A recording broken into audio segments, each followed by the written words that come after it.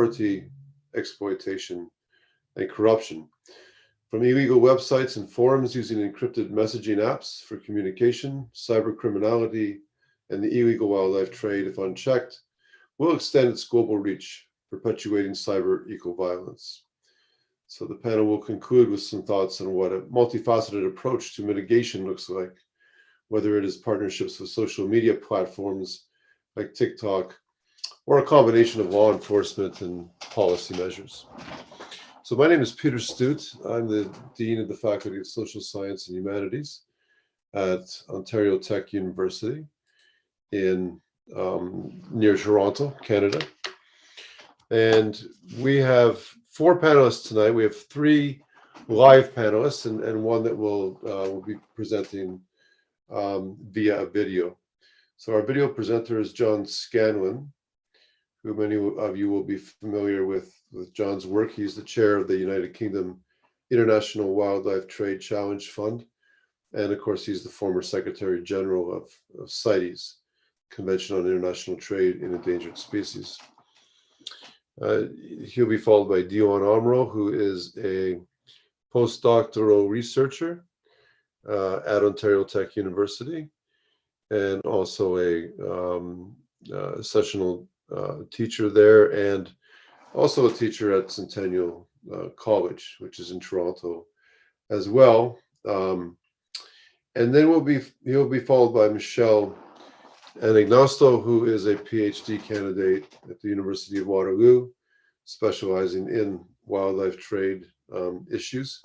She's just back from doing some really interesting sounding field work in Africa and Hong Kong. And then we will leave the last presentation will be made by Phil Casey, who is the Australia Research Council Laureate Fellow. And he also teaches at Adelaide University, and many of you are probably familiar with Phil's work as well. And I'll let the panelists introduce themselves briefly before they give their presentations also. So hopefully we'll have a bit of time for discussion as well. And but Dion, I think you are going to share your screen, and we can watch John's video first. Thanks.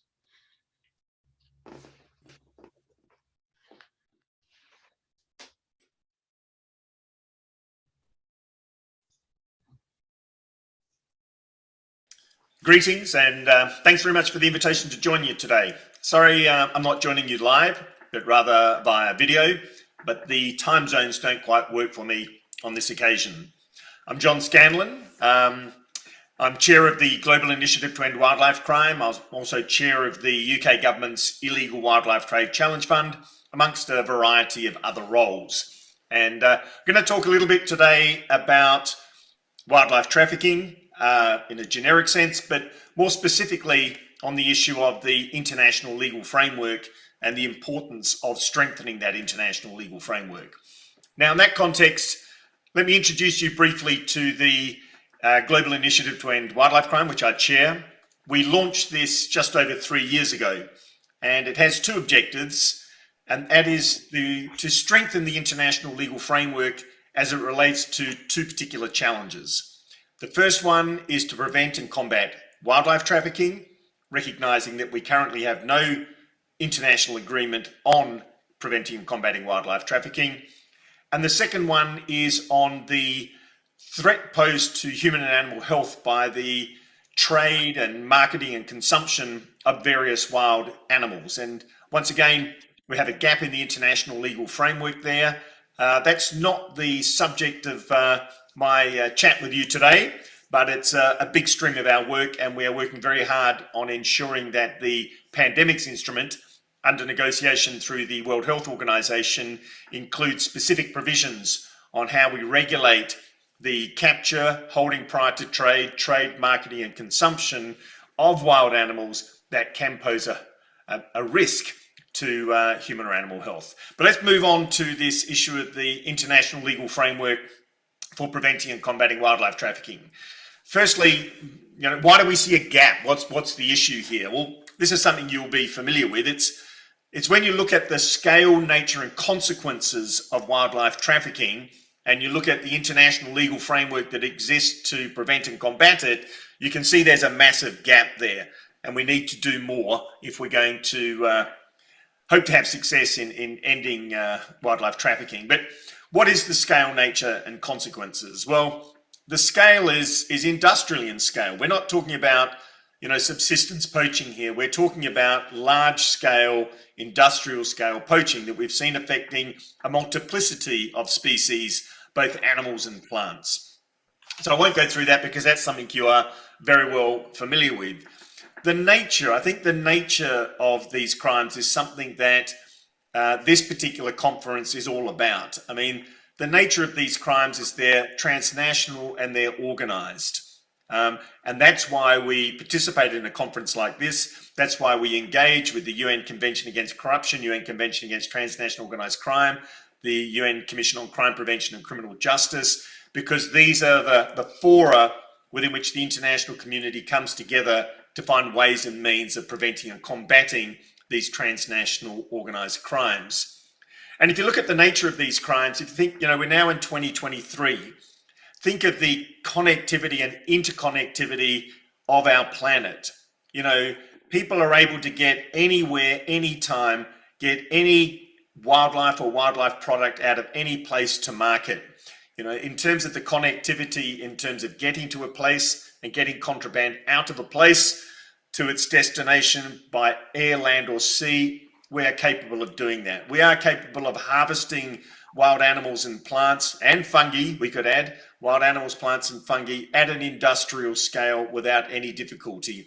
And we're absolutely connected through the internet, through whether or not it's the open platforms or the dark web or social media platforms or encrypted messaging services and the like. So we are totally connected. So there are those that will get the contraband and those that will buy the contraband and those that work in between. How are we going to deal with this? And the reason we need to scale up our effort is because of the consequences. Now, quite often, traditionally, when you talk about the consequence of wildlife trafficking, we've been talking about the impact on the animal or the plant that is being trafficked. I'm going to add fungi there again. I was just at an event in the UK at Kew Gardens, and we must remember fungi here as well. But you think about the impact that it's having on the animal or plant that is being trafficked. But it's so much more than that. And if you look at the 2019 report that was issued by the World Bank on this, they put the value of wildlife trafficking, if you look at all wild fauna and flora, at between $1 and $2 trillion a year. Now that's because they don't just look at the impact on the wild animal or plant, they're looking at the issue of, and not just the value of the contraband, which is quite often what's been done historically, but they look at the impact. That's the impact on government revenue. That's the impact on ecosystem services, be it water or more. But the biggest ecosystem service that is impacted is the ability of the ecosystem to sequester carbon. And so if you are trafficking wild animals and plants and fungi and impacting the environment and degrading the environment, then the whole ecosystem is degraded and its ability to sequester carbon is degraded. Now that's massive. That's how they came at a figure of $1 to $2 trillion a year. So the consequences are massive. And if you think of how the international community at the moment is really struggling to deal with climate change, we are struggling to wean ourselves off fossil fuels. We are nowhere near meeting the Paris target of 1.5 to 2 degrees. We have to look at every opportunity to combat climate change, not just look at the issue of fossil fuels, etc. So here we have an opportunity. Here we have an opportunity to prevent and combat wildlife trafficking that has a massive impact on wild animals and plants and possibly fungi, wild animals and plants. It has a massive impact on livelihoods, massive impact on security, massive impact on government revenue, huge impact on ecosystems and their abilities to sequester carbon. We have an opportunity to scale up our effort to prevent and combat wildlife trafficking that will have multiple benefits for people and nature and assist us in meeting our international obligations, not just on climate, but on biodiversity. So scale, nature, consequences, you look at that, it's a bit of a no-brainer that we're really going to have to scale up our effort to deal with this. Now, as I said, there's no international agreement to deal with how we prevent and combat wildlife trafficking. We have historically turned to CITES, the Convention on International Trade in Endangered Species of Wild Fauna and Flora, but that's a 50-year-old trade-related convention. It's about regulating trade. It's not about preventing or combating transnational organized crime. It wasn't designed for that. It's not able to do that now, and it's not going to be able to do that into the future. It is a good instrument, and we did make best use of it for the last decade or so to make sure that there's enough international attention, political attention being given to these issues, but it is not the right instrument to deal with preventing and combating wildlife trafficking. In particular, not only is it a trade-related convention, but it only regulates trade in 40,000 of the world's 8 million species, and 30,000 of them are orchids.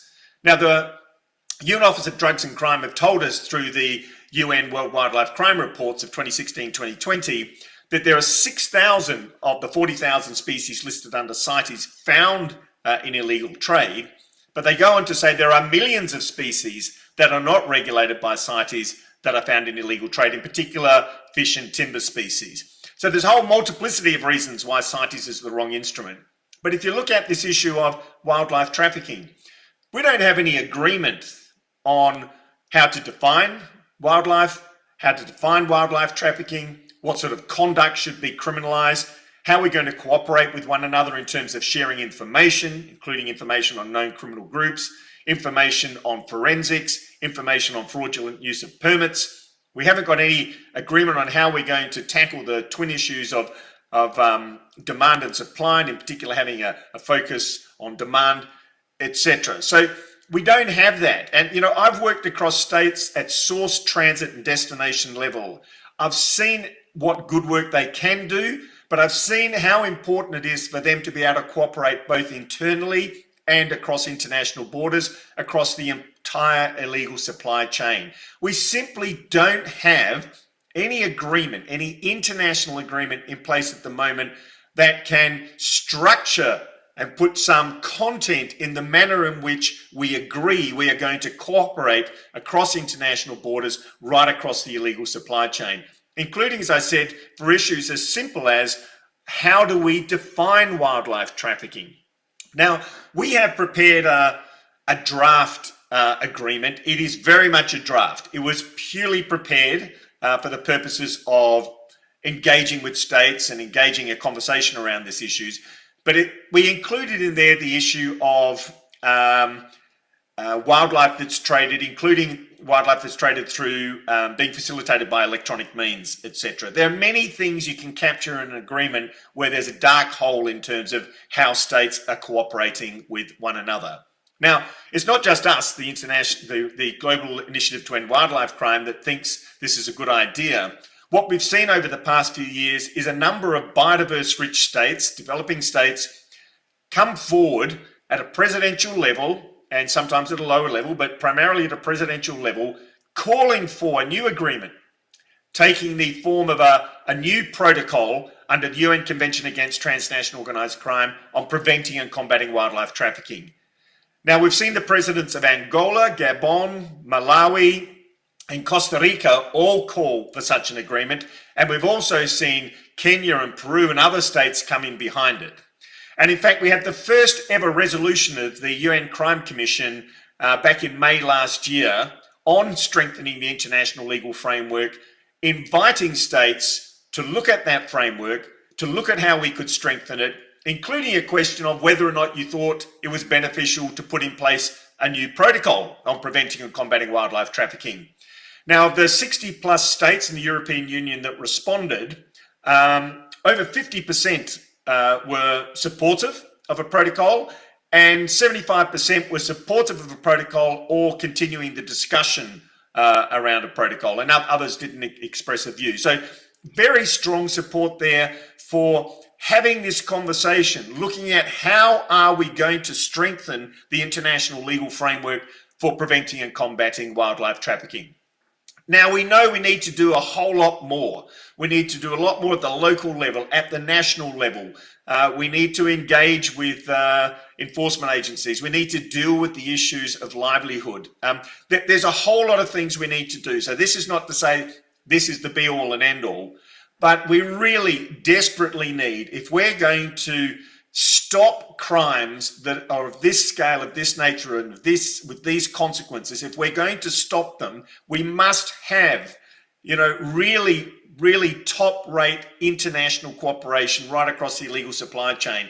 At the moment, it's all over the place in terms of what we're agreeing amongst each other to do. We have an opportunity now, a golden opportunity now, to follow the lead of these countries, Angola and others that are calling for an international agreement, get behind, build support, build momentum for a new international agreement on preventing and combating wildlife trafficking, where we can, for the first time, define what it is, agree the contact to be criminalized, and agree all of the information and forensics and everything we're going to share across international borders. Not only that, but it will give it a political momentum and a resourcing momentum that we've never seen in this space before. Now, I better stop there. I've spoken longer than I planned to. But thanks again for inviting me to join you and make some introductory remarks. It's fantastic to have this on the agenda.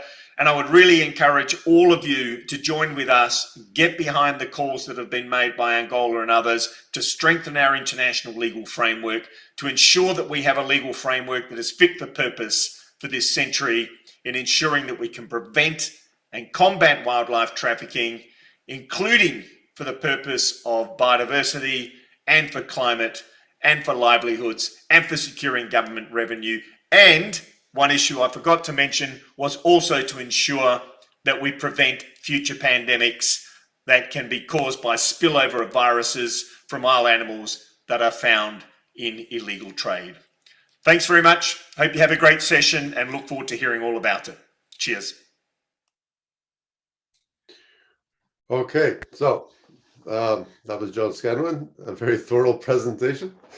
I just wanted to remind our viewers that you can use the Q&A function if you'd like to ask questions, and then I, as moderator, will be able to see the questions. Okay, so please put any questions that you have in there.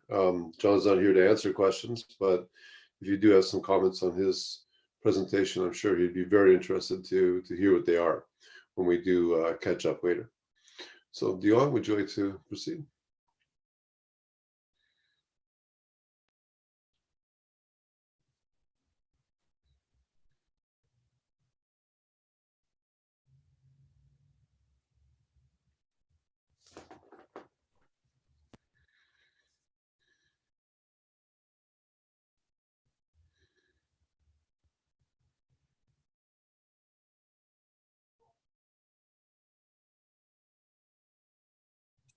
Okay, folks. Well, thank you so much for having me. And as Peter was saying, my name is Delon Omro. I'm a postdoctoral fellow at Ontario Tech University. I'm also an instructor at Centennial College. And I wanted to just kind of continue the conversation started by John by looking at some of the notions of governance around cyber criminality, what we term as cyber eco-violence.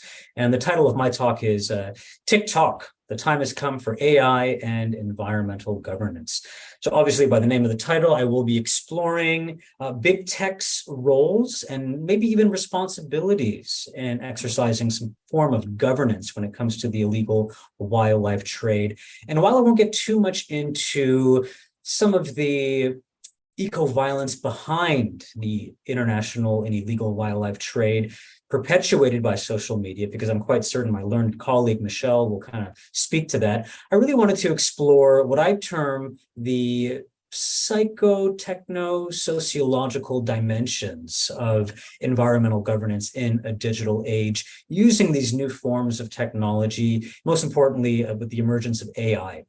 So, let's begin with a brief snapshot of what numbers we're dealing with here. According to the last record, we've got about 4.48 billion users of social media and counting. Okay, and this is all encompassing. We're talking Facebook, Instagram, TikTok, Snapchat, you name it. So social media, according to Bergman et al., can increase pro-conservation behaviors among the public, increase conservation funding, and incite policy changes.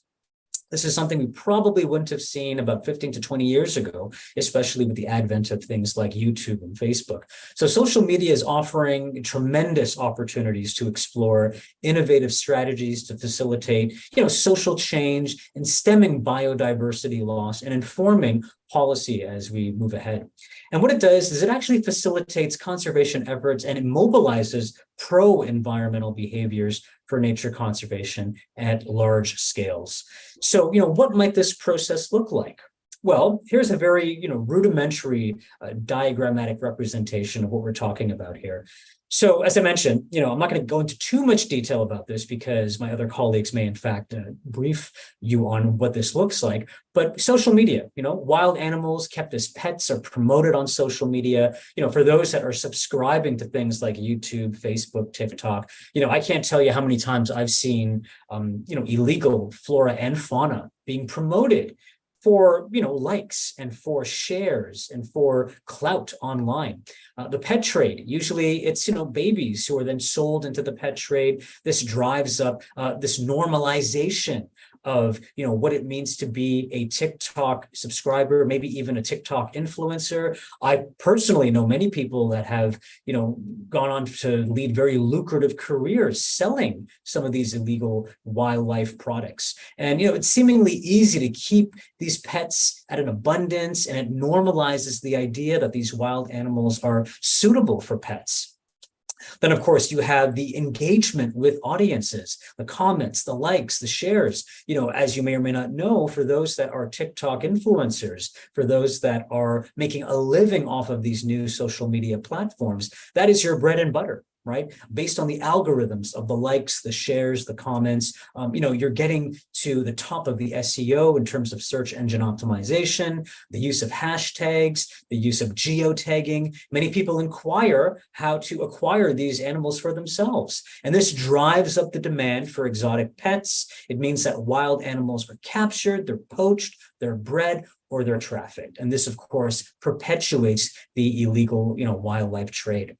And, this creates a vicious cycle of harm, what Peter and I term eco-violence, eco-harm. And, with the normalization of owning these pets, it fuels the demand. And, behind the scenes, the way that these animals are captured, the way that they're trafficked, absolutely horrible, right? Horrible conditions to meet this demand, posing serious danger to the welfare of these animals. And when the animals are sold into the pet trade, they face lives filled with tremendous suffering. Often, sometimes even pet owners will create social media accounts to show, the journey of these animals. And this just fuels this perpetuation of harm against certain, iconic and rare species. So with that being said, we've laid out the social problem, okay? We've laid out the transnational and global problem of the illegal wildlife trade. What theories, what paradigms, what frameworks can we use when we talk about governance and, most importantly, engagement with users of these social media platforms? So I'm drawing upon the literature of platform cooperativism.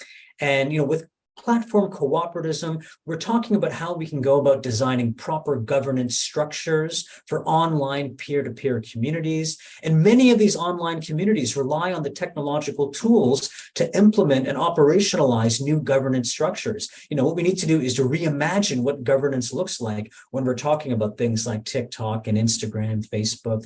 And the World Wildlife Fund, the WWF, Traffic, and the International Fund for Animal Welfare have actually launched a global coalition to end wildlife trafficking online. And what it does is it serves as a hub, bringing together technology, e-commerce, and social media companies to work together to kind of squeeze out the wildlife traffickers. And the coalition includes things like Google, eBay, Instagram, which is now Meta, Facebook, TikTok, so on and so forth. So these companies are working in a coalition, can address these problems in multiple ways, drawing upon some of the principles of this platform cooperativism. And the starting point is the algorithm, right? The use of machine learning to detect certain keywords, flag posts, even when they go up. The WWF is helping train these companies on terms to evaluate these posts individually. And, while it's one thing to get these users on board, it's quite another to, have the new technology that facilitates the web scraping, that facilitates, becoming more recognizable in terms of algorithms through machine learning to detect examples of the illegal wildlife trade online. And this is a fabulous read for those that are interested. How do we establish this framework for community engagement? There's a wonderful piece written by Duan Beggs et al., developing a theory of change for a community-based response to the illegal wildlife trade. It talks about, once again, governance paradigms and governance principles in a digital age. We're talking about a theory of change to guide policymakers, donors, practitioners in partnering with communities to combat, the illegal wildlife trade. And Biggs et al., what they do is they identify 4 pathways for community-level action. And this all revolves around strengthening disincentivizing illegal behavior, increasing incentives for wildlife stewardship, decreasing the cost of living with wildlife, and supporting livelihoods that are not related to wildlife. So how do we build capacity? How do we build governance? These theories of change, how do we go about implementing them and operationalizing them? And most importantly, can we foster dialogue among, the IWT stakeholders, from local communities to governments and international donors, to develop a more effective, holistic, and sustainable community-based response? And when we put all our focus on what companies do from the top down, most importantly, when we're talking about establishing new paradigms and frameworks, we have to understand that it's not just top down, right? We're not looking at fortress style approaches to governance. We're looking at creative strategies from within. Some of these strategies I'll talk to in a minute. So this is one example that I came across. It's called Oxpeckers, and it gives you the users, right? The users, the subscribers of these different social media platforms, tangible tips on how to spot the illegal wildlife trade. So Oxpecker Centers for Investigative Environmental Journalism is Africa's first journalistic investigation unit focusing on environmental crime, eco-crime. And it combines traditional investigative reporting with data analysis, geo-mapping tools to expose eco-fences, and it basically tries to track organized criminal syndicates. And as you can see in this post here, it gives you tangible steps on how you can illegally spot illegal wildlife trade examples. So the first thing you're looking for, is it legal to sell the product you're looking to buy? Has the product been listed on more than one site? Has the seller committed self-certification? Is the relevant documentation listed? Is it readily available? How are you expected to make payments? Did the seller use any code words or misleading descriptions, which is quite prominent, especially when we talk about cybercrime and the illegal wildlife trade? Is the seller insisting on remaining anonymous? And have they insisted on proper identification from you as the buyer? So these are all tangible steps that users are, now learning to recognize when they're online. And, once again, the governance paradigm has shifted. It's not a top-down approach. It's now about empowering users and subscribers of these platforms. Here's some other examples, being aware, reporting, not watching the content.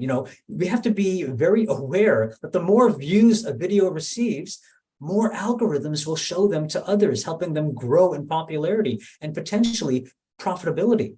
Sometimes if you see a post that is pertaining to the illegal wildlife trade, it might be best to not engage. Don't comment, like or dislike the video, even in outrage if you're, denouncing this cruelty towards a certain species. This may seem counterintuitive, but the engagement increases popularity. And most importantly, not sharing the post. Because once again, going back to the algorithmic machine learning of these platforms, the more you share, comment, and engage, it's going to gain more popularity. So these are tangible steps that, these big tech companies are sharing with their users. And this is an example on Facebook. This is an individual trying to search for antique ivory. Okay, so immediately you've got a post that emerges: protect wildlife on Facebook. Animal abuse and the sale of endangered animals and their parts is not allowed on Facebook. So once again, we're going back to the theory of change. We're going back to that community-oriented piece of building a community of practice, building a community online, and educating, providing education and awareness to the users. And then, of course, after that, you can select the problem that you've identified, whether it's violence, nudity, harassment. I'm happy to say that now animal abuse is one of the categories, and IWT can certainly be subsumed within animal abuse. And it is, taking quite a liking to big tech companies and the founding coalitions like Alibaba, eBay, Facebook, Google, Instagram, so on and so forth. They're part of this effort. So if you were to pick up your smartphone right now and, type in a certain keyword that triggered the algorithm, you'll see a pop-up. You'll see this alert message that informs the user about the illegal wildlife trade, certain wildlife-related search words being entered. And, if the user were to, type in something like horn, rhino horn, it's also designed to also extrapolate and anticipate related words like rhino horn powder, for example. And you'd also see a pop-up to declare that animal abuse and sale of endangered species is, something that this community is not promoting. These updates complement, the other direct searches for violating hashtags and user education on endangered wildlife users and subscribers. And the platform uses the report suspicious content tab as well. So once again, we are looking at creative ways that we can engage in environmental governance. So here's a diagrammatic representation of how social media can bring about awareness and education. So we bifurcated it, the outcomes looking at risks and benefits. So based on the evidence, it can lead to pro-conservation behavior, increased funding, and most importantly, policy and action. And we've seen this with the emergence of those pop-ups, animal abuse, now being used by a multitude of social media platforms, using this as evidence of, spreading awareness, public awareness. And as I mentioned before, what I'm interested in is looking at the socio-techno-psychological dimensions of this type of environmental governance. And going back to that original article that I shared at the beginning of my presentation, it talks about how the use of social media can either increase or inhibit things like cognitive dissonance, how it can lead to things like the consumer doppelganger effect, whereby if you have a famous TikToker personality online who is inclined to engage in illegal wildlife trade or even purchase products of the illegal wildlife trade, you as a user might want to emulate that. It's conscious mimicry of, that particular personality or influencer online. And, the endorsement of these public figures and celebrities online has only accelerated the illegal wildlife trade. Peter and I, we wrote a book 2 years ago. And in that book, we talk about succulents and how, TikTokers are now, blowing up online because they have these beautiful succulents in their homes and their gardens. But little do they know, it's actually driving the illegal wildlife trade, the illegal smuggling of certain succulents all across North America and other countries across the world.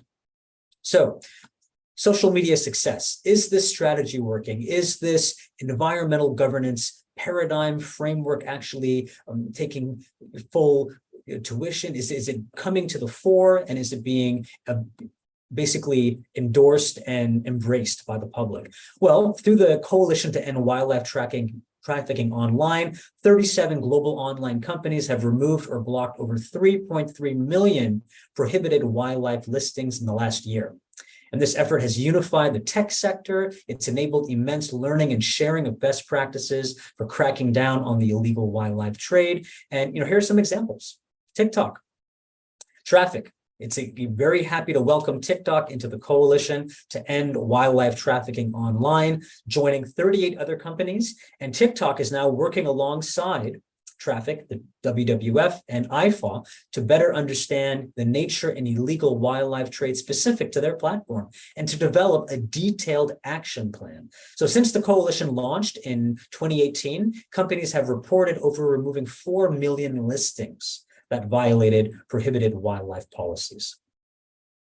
Here's another example. In May 2020, members of the Asia for Animals Coalition formed the Social Media Animal Cruelty Coalition, SMACC, with the aim of bringing organizations together, understanding, the ways to address and end the proliferation of animal cruelty. And what it does is it seeks to collaborate with social media platforms in order to end the availability, the spread, the profitability of cruel animal content. And of course, what they do is collect and collate data on animal cruelty content. It writes reports.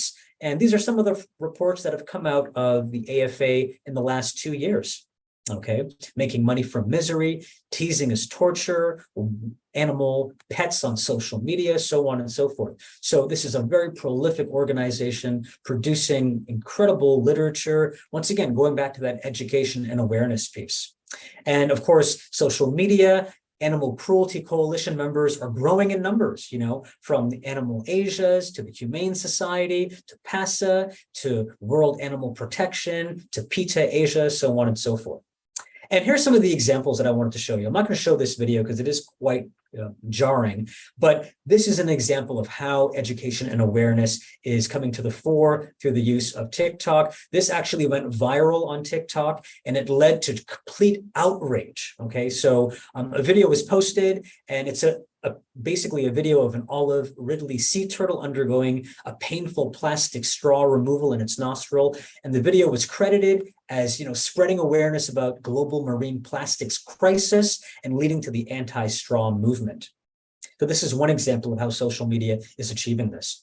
We would be remiss if we didn't talk about Twitter. Twitter is also a part of this family of social media. Leonardo DiCaprio, who is quite vocal about environmental advocacy, called on his 19.5 million Twitter followers in 2020 to basically request the Mexican president to take action to protect endangered species, the vaquita, and more than 200,000 people emailed the president of Mexico. And as a result, the Mexican government announced a new conservation measure to protect this rare and iconic species. So, we are seeing success stories. And this goes back to, once again, the socio-techno-psychological dimensions of the environmental governance. Seeing your favorite celebrity engage in this kind of activism maybe, inspires you to take action yourself by signing a petition or writing a letter.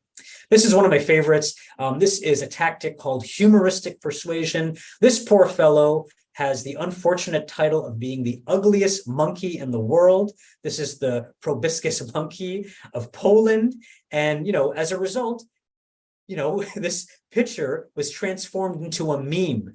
And this meme spoke about how this particular species of monkey is being pushed to the brink of extinction. And as a result of these clever and humoristic memes, people are taking heed of the dangers of the illegal wildlife trade and what needs to be done to help this poor fellow who is being dubbed the ugliest monkey in the world. So AI meets social media. I would be remiss if I didn't talk about some of the interesting innovations within AI, whether it's efficient monitoring algorithms or the use of new data sets. So when classifying these images, these algorithms, they're trained to be paired with corresponding labels. The example I gave before was if you're searching something like rhino horn, now the AI can anticipate rhino horn powder and create tags, create pop-ups to prevent users from continuing their search or alarming others to the illegal activity taking place. And the advancement of this system requires working close in collaboration with social media platforms and respecting the ethical and privacy requirements. This is another example, the Digital Geography Lab. The lab is designing a system that will comb through social media posts, identifying images, metadata, phrases associated with certain illegal wildlife trade. There's now natural language processing algorithms that filter through all the noise, and basically what it does is it spots suspicious activities. And these algorithms are coming from artificial intelligence. It's providing an innovative way to efficiently monitor the illegal wildlife trade. Its image recognition software can be trained to detect specific products such as, rhino horn, elephant tusks, while the metadata gives us clues to the geotagging, where these images are located and where they're coming from. There are also audio cues, such as particular bird calls, monkey calls, that can signal the illegal pet trade while using NLP, right? Using that natural language processing function. So how does this look? How does it work? Well, we now have ACI, which is automatic content identification, and it's basically 3 steps. It's comprised of these 3 steps: mining, filtering, identifying. So mining is examining large databases of information. Then we filter through all these hashtags, all these geotags, and then we identify relevant information on the illegal trade on social media. So the whole system can be automated, so data are mined directly from social media platforms, and it's done by a computer, so huge opportunities, incredible reach in terms of where we can go moving forward and what the future beholds. And that brings me to my last slide. Any questions we'll take at the end of this particular presentation, but I thank you for your time, and now we'll pass it on to one of my colleagues. Okay, thanks, Dylan. And yeah, maybe we can do questions at the end if everyone's okay with that. So we'll move right ahead now to Michelle. Thank you so much. And thank you, Delon, for that excellent presentation. Very well said, as always. I really enjoyed it because I think we were aligned 99% of the time. And then there's one idea that I make a slightly different recommendation, so we can have some fun in the discussion. But thank you, everyone, for joining our panel today. I'm very happy to be here and sharing some research on exotic pet trade with a focus on my home country, which is rarely researched from a wildlife trade perspective. I'll just start by briefly introducing myself. My name is Michelle Anagnostou, and I'm a PhD candidate at the University of Waterloo in Ontario, Canada.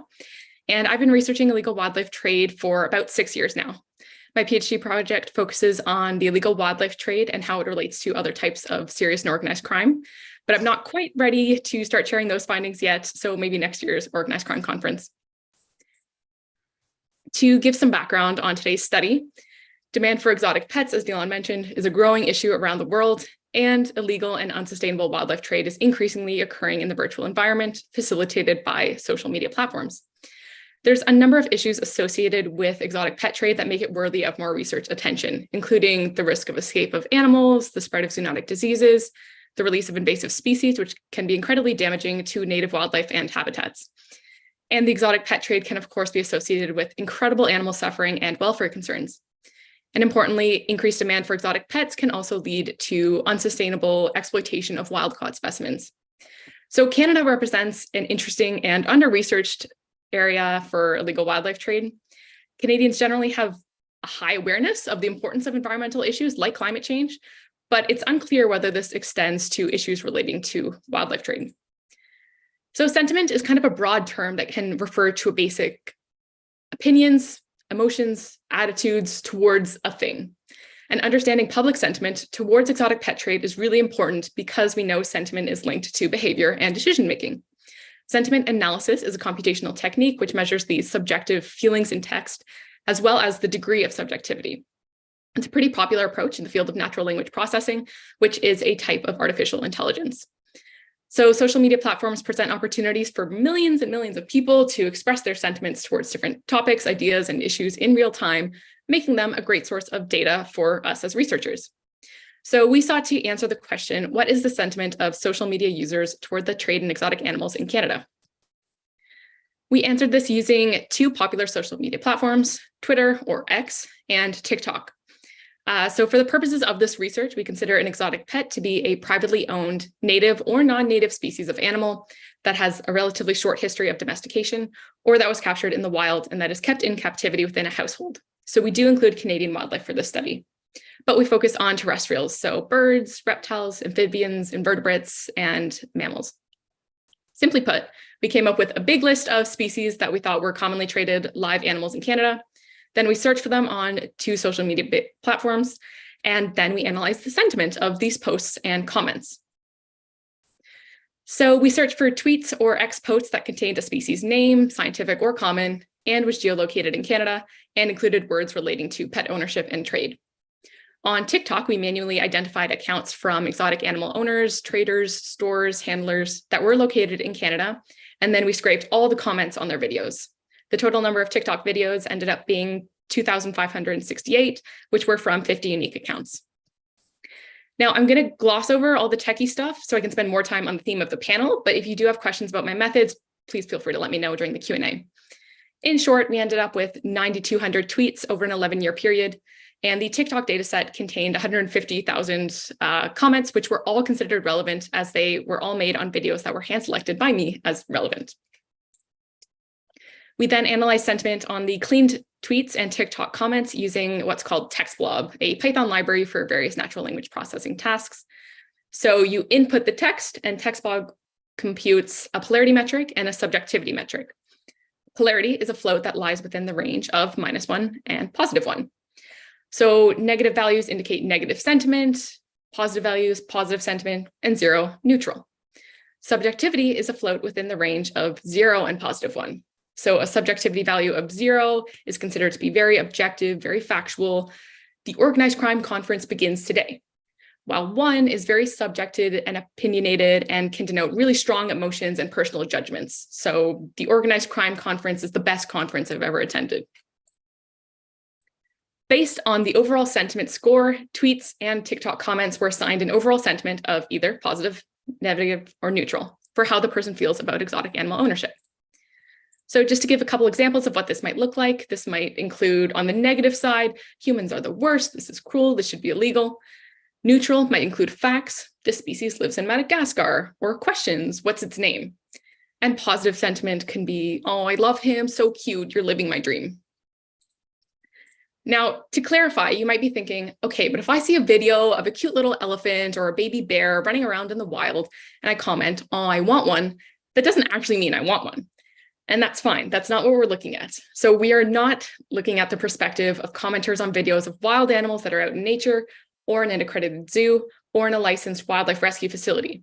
What we are interested is this on the right. So when an animal is being shown, being interacted with like a pet. If you see this on TikTok and your response is still, oh, how cute, I want one. Now that's a different story and that's interesting. And that is, yes, Justin Bieber, by the way. So I'll just start with some general observations of what we saw first.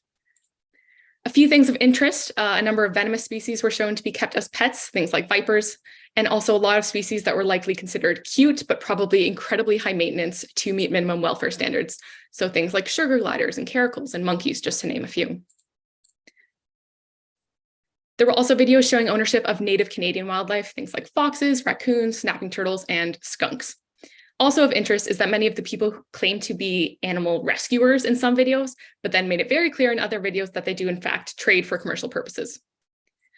There was also a pretty big list of animals that were shown that are near threatened or endangered in the wild with decreasing populations, such as all of the ones shown here. And the overwhelming majority of public sentiment towards exotic animal trade in Canada on both Twitter and TikTok was found to be positive. So this is the Twitter dataset. And this is the TikTok dataset, which if you'll recall is much bigger and the differences are even more obvious.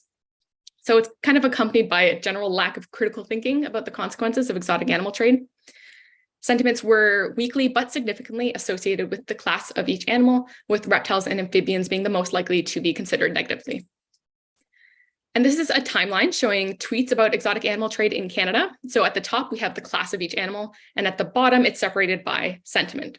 And we also tried to map out relatively high profile exotic animal stories might have emerged in Canadian media. So things like the infamous IKEA monkey or Tiger King or a python that killed 2 children in New Brunswick. But you can see that the number of tweets that were positive, which is the top line in the second graph, was higher all across all years, basically. TikTok comments for all classes of animal followed a similar pattern of being really subjective. So many of the highly subjective and emotive discussions relating to reptiles and amphibians were relating to animal care and conditions.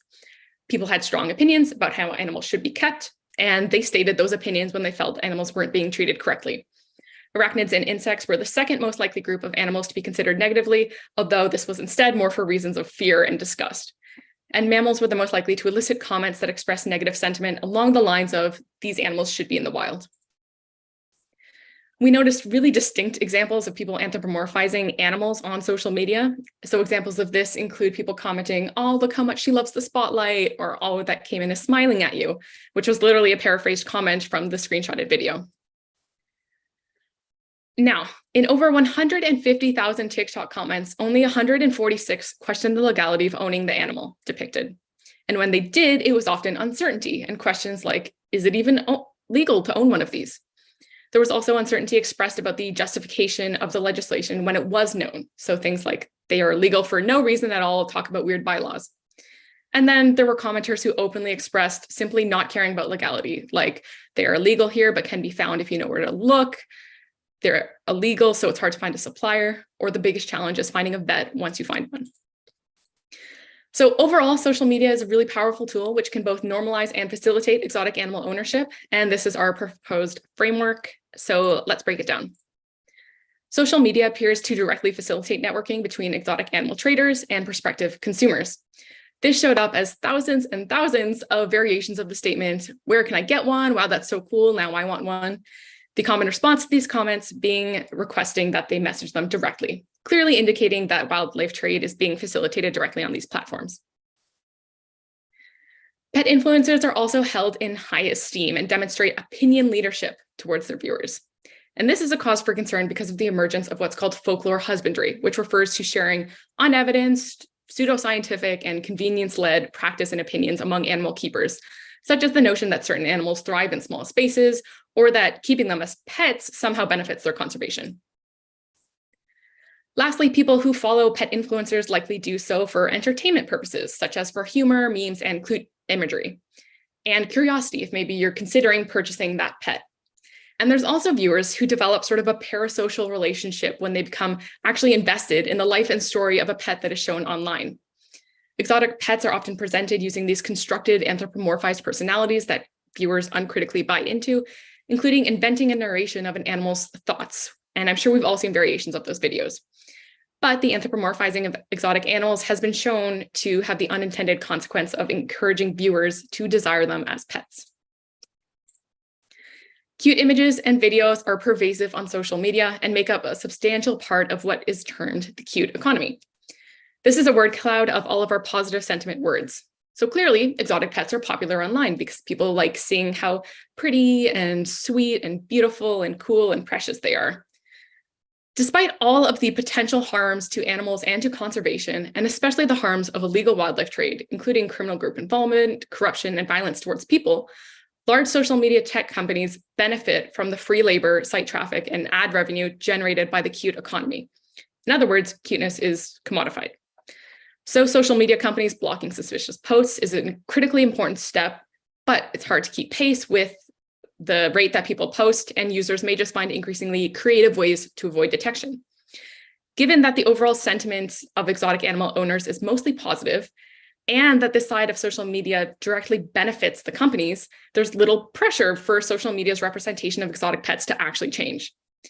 However, if social media users became more aware of the complexities and challenges relating to the live exotic animal trade, public sentiment can shift, and social media can actually become a place for informal community control and for new norms to emerge, and thus play more of a moderating role over the industry.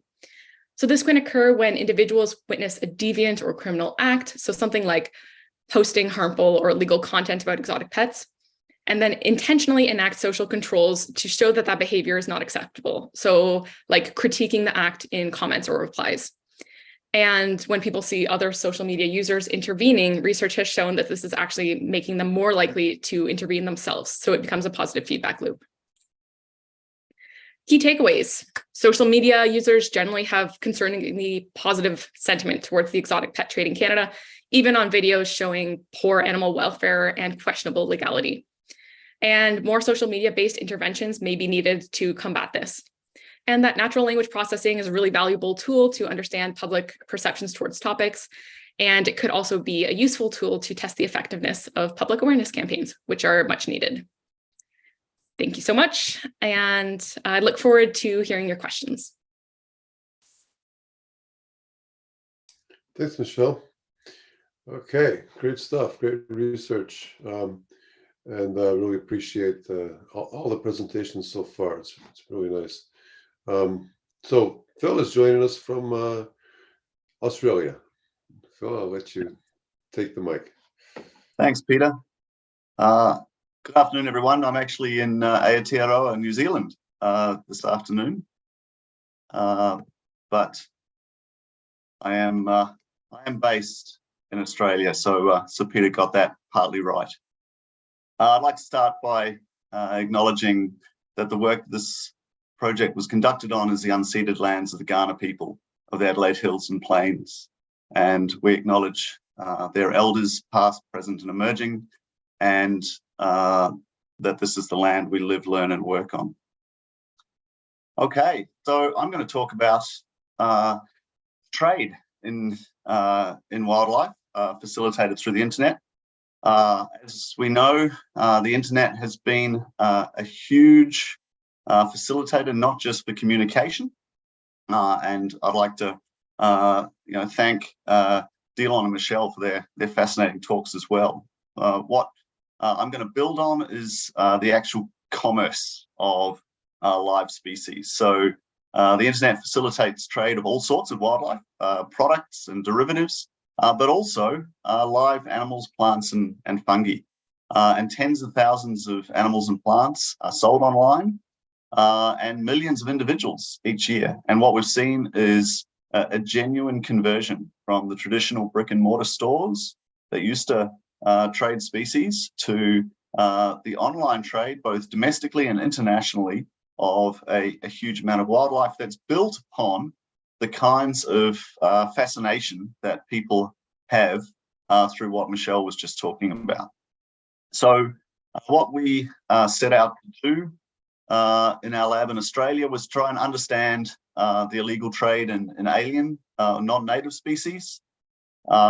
This was particularly funded by the Department of Agriculture, Water and Environment at the time, because of the concern to biosecurity for the growth in potential for both international and domestic trade in non-native species. So we were looking at developing digital tools to automate the collection of online wildlife trade data, and also to organize it into a way that practitioners or enforcement agents could use to try and assist them in actually preventing or combating the illegal trade. So we were looking to automate surveillance and data collection tools, as well as then putting the data sets into a form for investigators and analysts. We were particularly concerned initially with vertebrate species, so the trade in exotic pets. That was sort of where our background was. But more recently, we've also been collecting data on the illegal trade in plants and in invertebrates. So we'll talk about that as we go on. So how's this done? We have looked at the way in which you should best use the internet to monitor wildlife trade. You'll see that throughout my talks, there's QR codes there, and they all link to the studies from which this works from. So feel free to try and snatch those if you can, or go back to them through the recording. Obviously, e-commerce occurs at different layers within the internet. So you've got the open internet, which is your freely accessible, tradable websites that are obtainable through basic search engines. You've then got the deep web, which is generally forums that are encrypted or password protected. You have to be members in which to join them. And then you may have also heard of the dark web, which is a layer of occlusion, which isn't searchable through traditional measures. And we've been working across all three levels, but we find that an enormous amount currently of digital trade of wildlife actually occurs on the open web. So a lot of the work that I'm presenting today is from the open web. So we have a set of steps in which we go through to screen for candidate websites, to select the e-commerce trading sites in which we monitor. We then collect the data into data sets which are maintained for perpetuity. So all the data is scraped out of the websites in real time. And we do this according to human ethics that we've obtained from the University of Adelaide. So we're very aware of the ethical collection and de-identification of personalised data. And we also maintain and curate all our data offline as well. The data is then cleaned through a variety of text and image processing and maintained in a database, which is then searchable by governments within Australia and enforcement agencies. We use the data to analyse for bigger picture understanding of the trade across Australia and also globally. So we currently maintain a database of just over 150 e-commerce websites.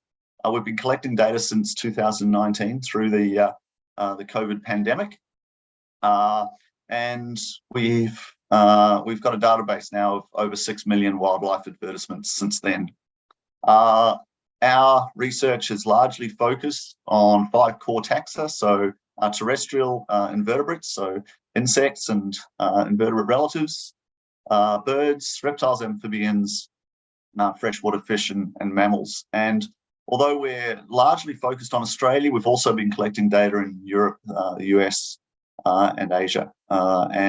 Obviously, if you're going to start collecting more globally accessible data, you have to start working in multiple languages as well. So one of the barriers is that you need to be able to monitor across a wider variety of languages than just English.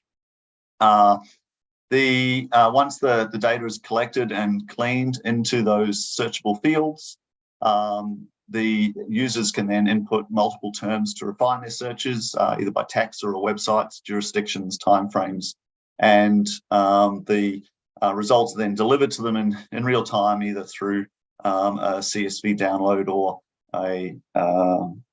an email alert that they can set up for daily, weekly, or monthly searches. So this is what the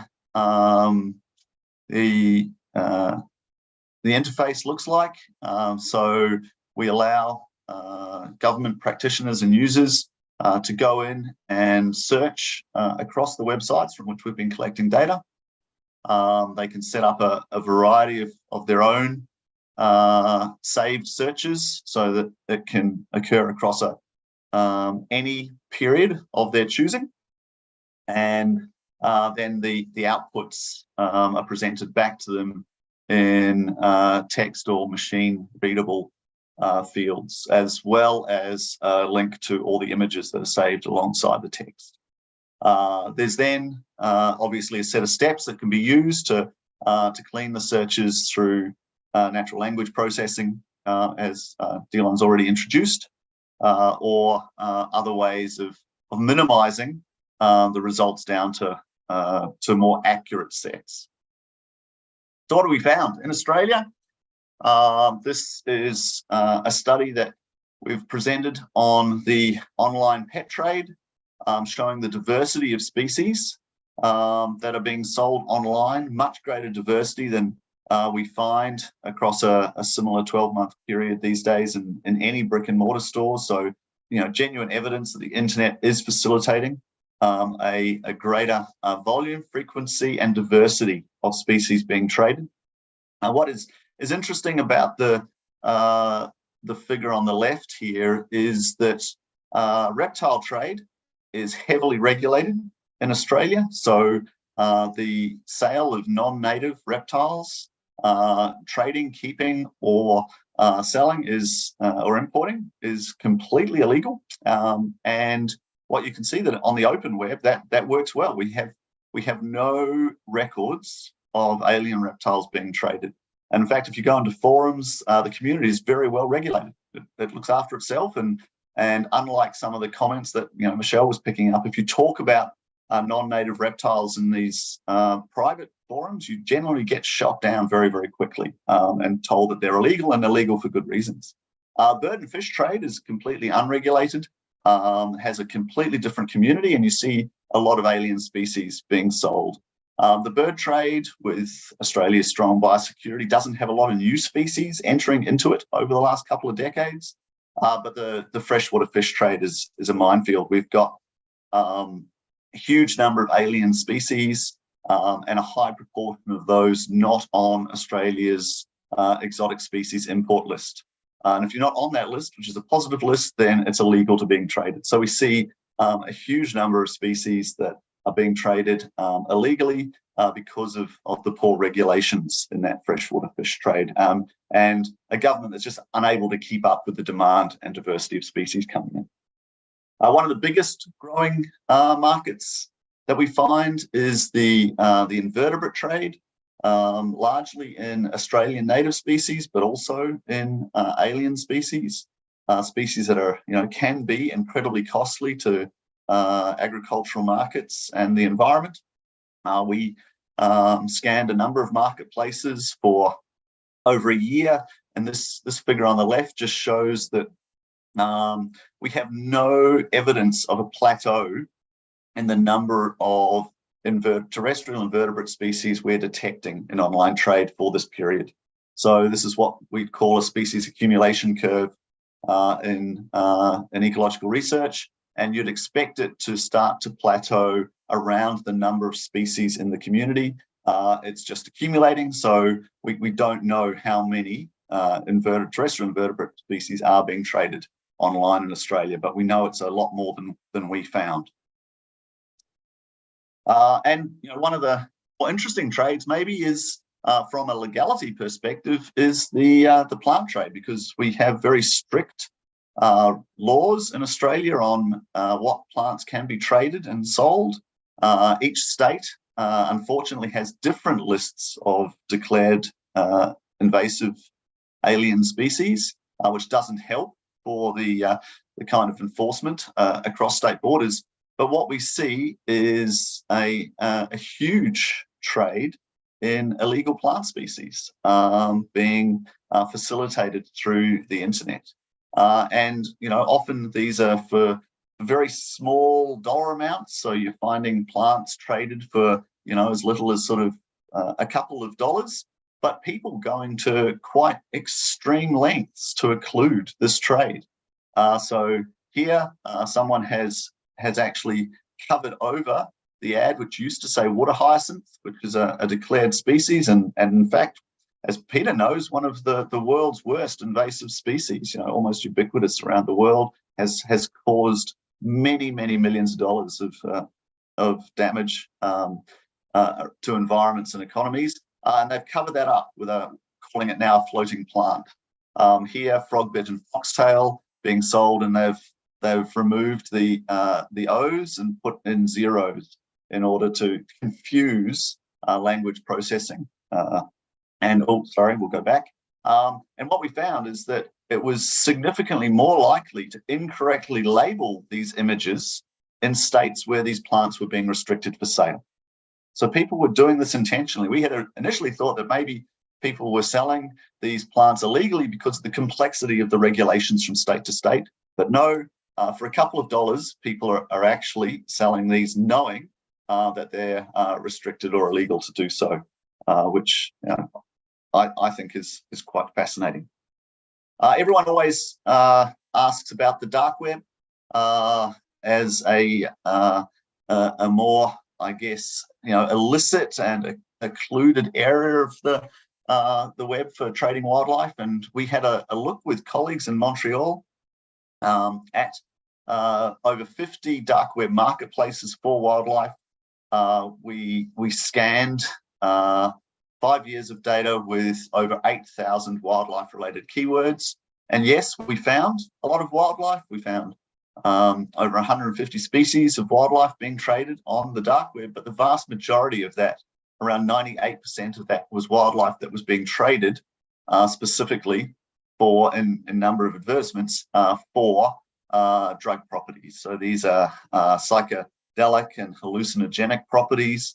Some of them are quite untested, so there is sort of social and health implications of this. But from a wildlife-based trade, we found a little bit of live wildlife being traded: golden scorpions, African grey parrots, traditional wildlife, some big cat products, a little bit of ivory, but nothing at the sort of scale that you would maybe recognise or expect as traditional wildlife trade. The vast majority of wildlife was being traded for these additional drug properties. Okay, so I've sort of gone through that quickly because I was worried that we weren't going to have the time for the Q&A. I'm happy to answer any questions, and all the studies I've talked about are available online. So thank you very much for this opportunity to talk, and to my other contributors for their fascinating talks as well. Over to you, Peter. Okay, thanks, Phil. Excellent.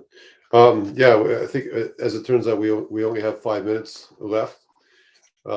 So presentations were all excellent though, and really nice to learn about this area.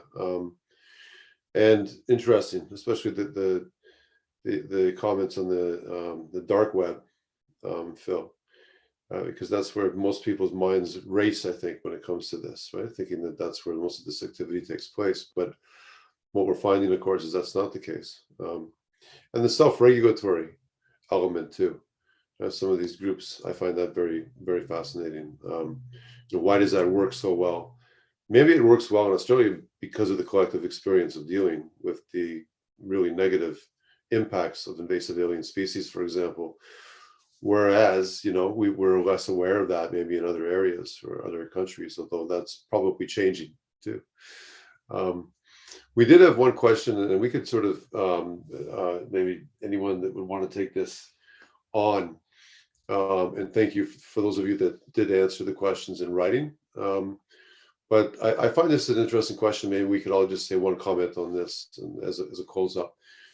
And that is about the ethics of using AI to police social media, to crack down on the exotic pet trade. We're going to see more and more of this, no doubt, in the future. So let's just approach it head on, and maybe everyone could comment very briefly on how they feel. So is AI the proper response to this? Dylan, maybe you'd like to start, and then just be very brief, please, because we will be turned down soon. No problem, no worries. My only comment is, AI has its pitfalls. We were all familiar with algorithmic bias. And my concern is that, certain groups may be targeted. And, AI can only go so far with regards to regulation without falling into the trap of racialization, discrimination, stigmatization of certain groups. Yep. Thank you. Yeah. Okay. Michelle? Yeah, that's a great point, Dylan. And it'll be interesting to see how this all plays out in the coming years. I will say that I have gotten in trouble with AI a couple times trying to post my fieldwork photos on Instagram, and I get notifications from Meta saying that's a rhino horn, that's an elephant tusk. So it's definitely a useful way to keep tabs on the growing volume that we're seeing online, and it's impossible to police manually. So yeah, that's my 2 cents. Okay. Maybe a necessary, I don't want to call it evil, but necessary, right? But complicated. Phil? Well, I like the idea of it policing the platforms.